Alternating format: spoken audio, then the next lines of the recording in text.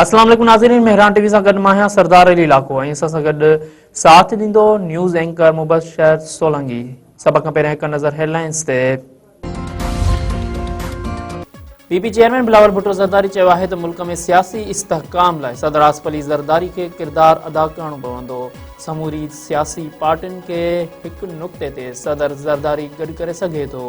सियासी जमायतुनि खे सियासी रस्ता कढणा पवंदा। डिघे इनिंग्स जो फ़ैसिलो मुल्क जो अवाम कंदो। लाड़काणे में मीडिया सां ॻाल्हाईंदे बिलावल भुट्टो ज़रदारी चयो त ईंदड़ आम चूंडुनि खां अॻु चूंड सुधारा ज़रूरी आहिनि। चूंड सुधारा अहिड़ा थियणु घुरिजनि जंहिं ते सभु सियासी पार्टियूं मुतफ़िक़ थियनि। बिलावल भुट्टो ज़रदारी चयो त PTI इंतिहा पसंदी छॾे उहो उन्हनि लाइ बहितर हूंदो।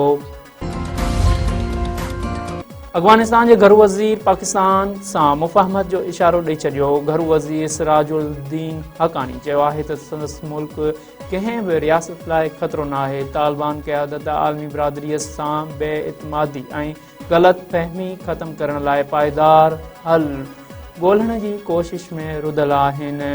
अफ़गानिस्तान जी सरज़मीन खे कंहिं बि मुल्क ख़िलाफ़ इस्तेमालु थियण जी इजाज़त न ॾिनी वेंदी।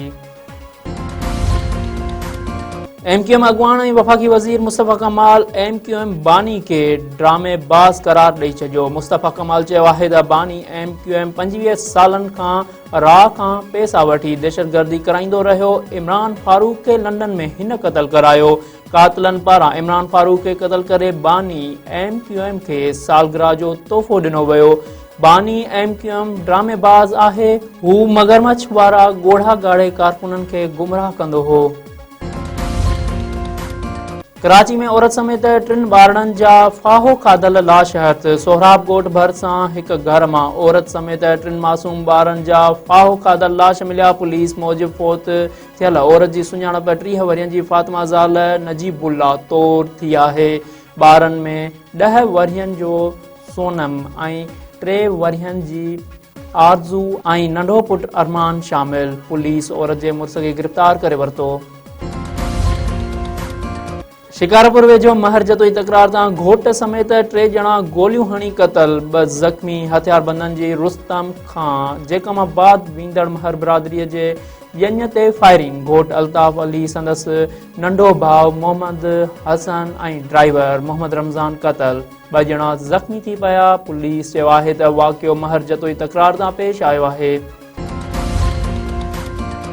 मौसमियाती खाते मुल्क में सख़्त थधि बरसातुनि ऐं बर्फ़बारीअ जो अलर्ट जारी करे छॾियो।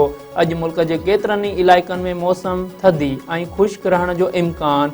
गिलगित बल्तिस्तान जे कुझु हंधनि ते हल्की बरसाति ऐं बर्फ़बारीअ जो इम्कान। मौसमियात खाते मूजिबि बलूचिस्तान ऐं सिंध जे अक्सर ज़िलनि में थधि में वाधि थी सघे थी।